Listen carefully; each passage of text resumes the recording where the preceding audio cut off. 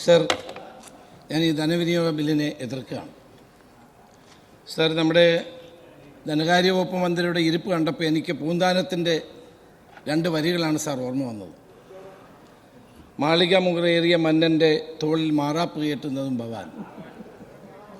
Sir, കഴിഞ്ഞ കാലത്ത് Thomas Isaac ചെയ്തതിൻ്റെ എല്ലാ മാറാപ്പും തോളിലേറ്റി ആ പാവം ഇങ്ങനെ ഇരിക്കുന്ന കണ്ടപ്പോൾ എനിക്ക് അതിയായ സങ്കടമാണ് സാർ തോന്നിയത്. കേരളത്തിൽ സാർ 4.25 കോടി രൂപയുടെ കടമാണ്, 5 ലക്ഷം കോടിയുടെ കടമാണ് കേരളത്തിൽ ഇത് ഇപ്പോൾ ഉള്ളത്. ആളോഹരി വരും. കേരളത്തിൽ ജനിച്ചു വീഴുന്ന ഓരോ കുട്ടിയും 1.25 ലക്ഷം രൂപയുടെ കടക്കാരനായിട്ടാണ് സാർ കേരളത്തിൽ ജനിച്ചു വീഴുന്നത്. സാർ, ധനകാര്യ മാനേജ്മെൻറ്റ് ഇതുപോലെ തകർന്ന ഒരു കാലമുണ്ടാവില്ല. ഇതിൻ്റെയൊക്കെ ഉത്തരവാദിത്വം ആർക്കാണ് എന്നുള്ളത് കേരളത്തിലെ ജനങ്ങൾക്ക് അറിയാവുന്ന കാര്യമാണ്. സാർ, സി തോമസ് ഐസക് ഈ നിയമസഭയിൽ കഴിഞ്ഞ 5 വർഷക്കാലം അദ്ദേഹം നടത്തിയ പ്രസംഗം മാത്രം പരിശോധിച്ചാൽ മതി. ഞങ്ങൾ അന്ന് പറഞ്ഞതാണ്, നിങ്ങളിങ്ങനെ ഓഫ് ബഡ്ജറ്റ് ബോറോയിങ് എടുക്കാൻ പാടില്ല. നിങ്ങളുടെ കടമെടുപ്പ് പരിധിയിൽ ഇത് വരും. നിങ്ങൾ പെൻഷൻ കമ്പനി രൂപീകരിച്ച് ഓഫ് ബഡ്ജറ്റ് ബോറോയിങ് എടുത്താൽ അത് കടമെടുപ്പ് പരിധിയിൽ വരും. അന്ന് അതിനെയെല്ലാം എതിർത്ത് കടം വാങ്ങി നിങ്ങൾ ഈ 4.5 ലക്ഷം കോടി രൂപയുടെ കടബാധ്യതയിലേക്ക് കേരളത്തെ എത്തിച്ചിരിക്കുകയാണ്.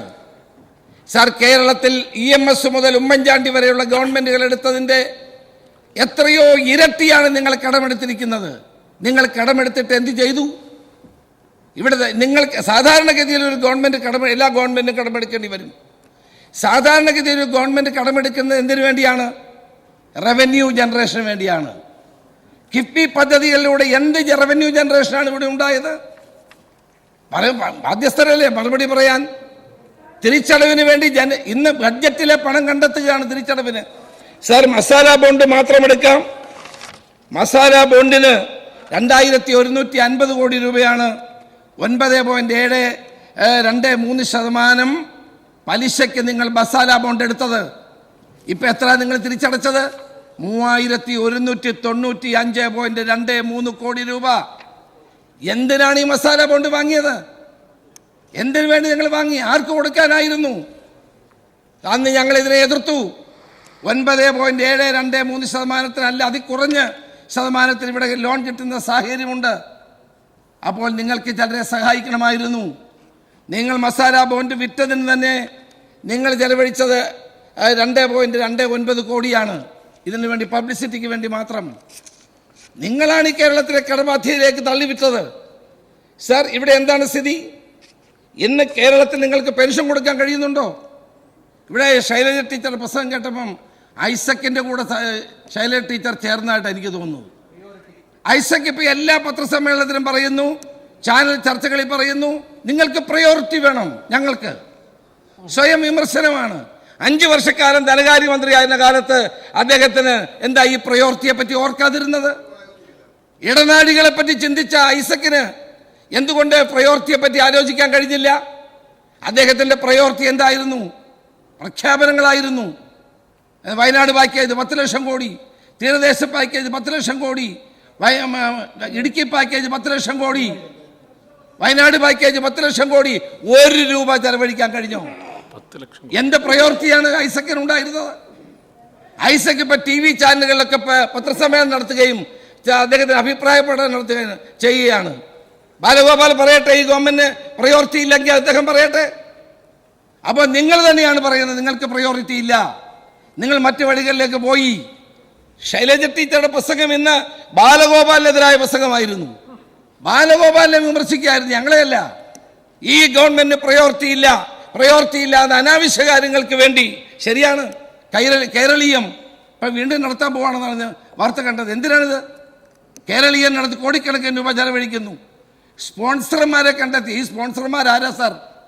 ടാക്സ് വെട്ടിക്കുന്ന ആളുകൾ, കള്ളക്കച്ചവടക്കാർ, കോറി മുതലാളിമാർ.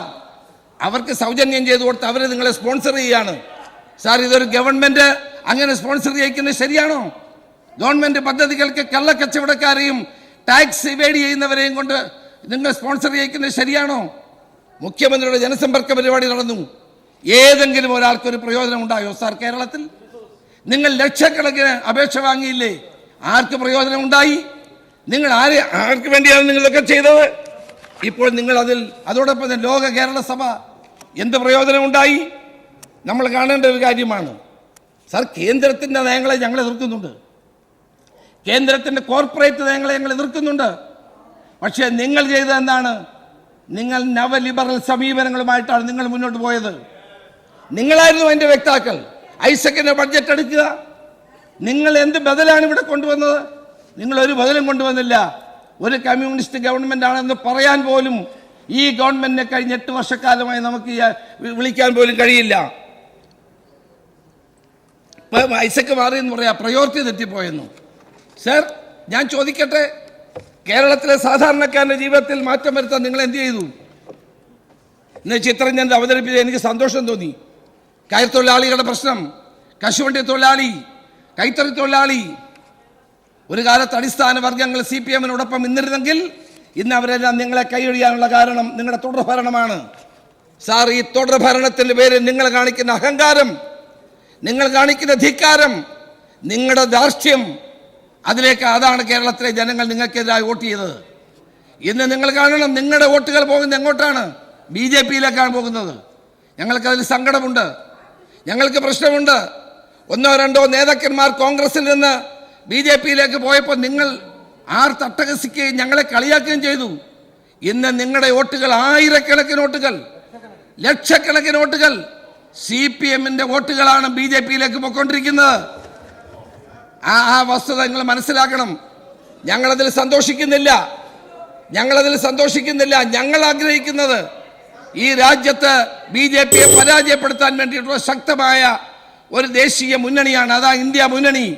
രാഹുൽ ഗാന്ധിയുടെ നേതൃത്വത്തിൽ ആ മുന്നണി അതുകൊണ്ടാണ് ഉജ്ജ്വലമായ വിജയം നേടി ഇന്ന് രാജ്യത്ത് മുന്നോട്ട് പോയിക്കൊണ്ടിരിക്കുന്നത്. സർ, നരേന്ദ്രമോദിക്കെതിരെ പോരാടാൻ കഴിയുന്ന ഏക നേതാവ് ഇന്ന് രാഹുൽ ഗാന്ധിയാണ്. എന്തെല്ലാം പ്രതിരോധമുണ്ടായിട്ടും അദ്ദേഹത്തെ ഡിസ്ക്വാളിഫൈ ചെയ്തു, വീടെടുത്തു, അദ്ദേഹത്തെ 52 മണിക്കൂർ ED ചോദ്യം ചെയ്തു. എല്ലാ വിധത്തിലുമുള്ള പീഡനങ്ങൾ ഉണ്ടായിട്ടും ധീരമായി നിന്നുകൊണ്ട് നരേന്ദ്രമോദിക്കും BJP-ക്കുമെതിരെ പോരാടിയ ഇന്ത്യയിലെ ഒരേ ഒരു നേതാവ് രാഹുൽ ഗാന്ധിയാണെന്നുള്ള കാര്യത്തിൽ തർക്കമുണ്ടോ? ഇന്ന് പ്രതിപക്ഷത്തിന് ഇത്രയും വലിയ മുന്നേറ്റം ഉണ്ടാക്കിയത് അദ്ദേഹം നടത്തിയ ഭാരത് ജോഡോ യാത്രയായിരുന്നു. ആ ഭാരത് ജോഡോ യാത്രയിലൂടെ പുതിയൊരു രാഹുൽ ഗാന്ധിയെ ഇന്ത്യയിലെ ജനങ്ങൾ കണ്ടു. അദ്ദേഹത്തിനെതിരായി കോടിക്കണക്കിന് രൂപ ചെലവഴിച്ച് രാഹുൽ ഗാന്ധിയുടെ മുഖം വികൃതമാക്കാൻ വേണ്ടി BJP-യുടെ PR ടീമുകൾ നടത്തിയ പ്രവർത്തനങ്ങൾ അതിജീവിച്ചുകൊണ്ടാണ് അദ്ദേഹം ഈ പോരാട്ടം നടത്തുന്നത്. ഇന്ന് ഇന്ത്യയുടെ പ്രതിപക്ഷ നേതാവ് എന്നുള്ള നിലയിൽ രാഹുൽ ഗാന്ധിയുടെ പാർലമെന്റ് രംഗത്തെ പ്രസംഗം ഇന്ത്യയിലെ മുഴുവൻ ജനങ്ങളും കൈ സ്വീകരിച്ചതാണ്. ഇന്ന് ആ പ്രസംഗം റിപ്പോർട്ട് ചെയ്ത മാതൃഭൂമി പത്രത്തെ ബഹിഷ്കരിക്കാനാണ് BJP പറയുന്നത്. എവിടെ ചെന്നിരിക്കും സാർ നമ്മുടെ ജനാധിപത്യം? അപ്പോൾ ഇന്ത്യയിൽ ഈ മതേതര ജനാധിപത്യ മുന്നേറ്റത്തിന് നേതൃത്വം കൊടുക്കാൻ കഴിയുന്നത് ഇന്ത്യൻ നാഷണൽ കോൺഗ്രസിനും ഇന്ത്യ മുന്നണിക്കും മാത്രമാണ് എന്നുള്ളതാണ് സത്യം. ഞങ്ങൾ CPM തകരണമെന്ന് ആഗ്രഹിക്കുന്നവരല്ല, കമ്മ്യൂണിസ്റ്റ് പാർട്ടി അവസാനിച്ച് കാണുമെന്ന് ആഗ്രഹിക്കുന്നവരല്ല. പക്ഷേ ബംഗാളും ത്രിപുരയും നിങ്ങൾക്കൊരു പാഠമാകണം. ബംഗാളും ത്രിപുരയും കേരളത്തിൽ ആവർത്തിക്കാൻ പാടില്ല. ബംഗാളിലും ത്രിപുരയിലും നിങ്ങളുടെ പാർട്ടി ഓഫീസുകൾ BJP ഓഫീസുകളായി. നിങ്ങളോടൊപ്പം ജനവിഭാഗങ്ങൾ BJP-യോടൊപ്പം പോയി. അതുപോലെ കേരളത്തിൽ സംഭവിക്കാൻ പാടില്ല. ഞങ്ങളും നിങ്ങളുമായി ചരിത്രപരമായ പോരാട്ടമുണ്ട്. LDF-ഉം UDF-ഉം തമ്മിലുള്ള പരമ്പരാഗതമായ പോരാട്ടമുണ്ട്. ആ പോരാട്ടം ഒരു ഭാഗത്ത് നിൽക്കുമ്പോഴും BJP-ക്കെതിരായ ശക്തമായ പോരാട്ടത്തിന് മുന്നോട്ട് പോകണമെന്ന് തന്നെയാണ് ഞങ്ങളുടെ അഭിപ്രായം. ഇവിടെ BJP-ക്ക് ഒരു സീറ്റ് ഉണ്ടാകരുത് എന്ന് കണ്ടുകൊണ്ടാണ് നേമത്ത് K. മുരളീധരന് എന്ന ഞങ്ങളുടെ മുൻ KPCC പ്രസിഡന്റിനെ മത്സരിപ്പിക്കാനുള്ള ധീരമായ തീരുമാനം ഞങ്ങൾ എടുത്തത്. അതുകൊണ്ടാണ് ഞങ്ങളവിടെ അങ്ങനെ മത്സരിച്ചത് കൊണ്ടാണ് ശിവൻകുട്ടി നിയമസഭയിൽ വന്നത്. ഇല്ലായിരുന്നെങ്കിൽ BJP-യുടെ ഒരു MLA ഇവിടെ വന്നിരിക്കുമായിരുന്നു. സർ, ഞങ്ങളെ സംബന്ധിച്ചിടത്തോളം ഞങ്ങളുടെ രാഷ്ട്രീയ നിലപാട് വളരെ വ്യക്തമാണ്. ഈ രാജ്യത്ത് BJP-യുടെ വർഗീയതയ്ക്കെതിരായി, സ്വച്ഛാധിപത്യത്തിനെതിരായി, കോർപ്പറേറ്റ് വൽക്കരണത്തിനെതിരായി അതിശക്തമായ നിലപാടുമായിട്ടാണ് ഇന്ത്യ മുന്നണി മുന്നോട്ട് പോകുന്നത്. അതിനകത്ത് ഒരു വിട്ടുവീഴ്ചയും ഞങ്ങൾ ചെയ്യാറില്ല.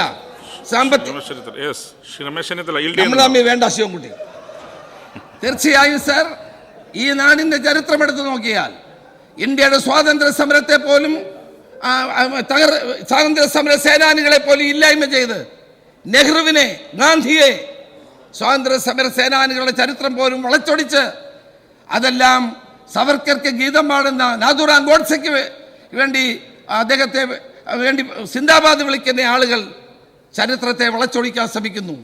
അതിനെതിരായ പോരാട്ടമാണ്. ആ പോരാട്ടത്തിൽ ഇന്ത്യയിലെ മുഴുവൻ മതേതര ശക്തികളെ ഒന്നിപ്പിക്കാൻ കഴിയുന്ന ഏക ശക്തി കോൺഗ്രസ് ആണ്. നിങ്ങൾ എത്ര വിചാരിച്ചാലും അതിന് ഏക നേതാവ് രാഹുൽ ഗാന്ധിയാണെന്നുള്ള കാര്യത്തിൽ ഒരു തർക്കവും വേണ്ട. അത് നാളെ തെളിയിക്കാൻ പോകുന്ന കാര്യമാണ്. സാർ, കേന്ദ്ര ഗവൺമെന്റിന് അധികം ആയുസില്ല, നിങ്ങൾ പേടിക്കണ്ട. ഈ ഗവൺമെന്റ് അധികകാലം മുന്നോട്ട് പോവില്ല. അധികം നാൾ ഇന്ത്യ ഭരിക്കാൻ പോകുന്നില്ല. 2 ക്രച്ചസുകളുടെ സഹായത്തോടെ ഭരിക്കുന്ന ഒരു മുന്നണി ഗവൺമെന്റാണ് അവിടെ.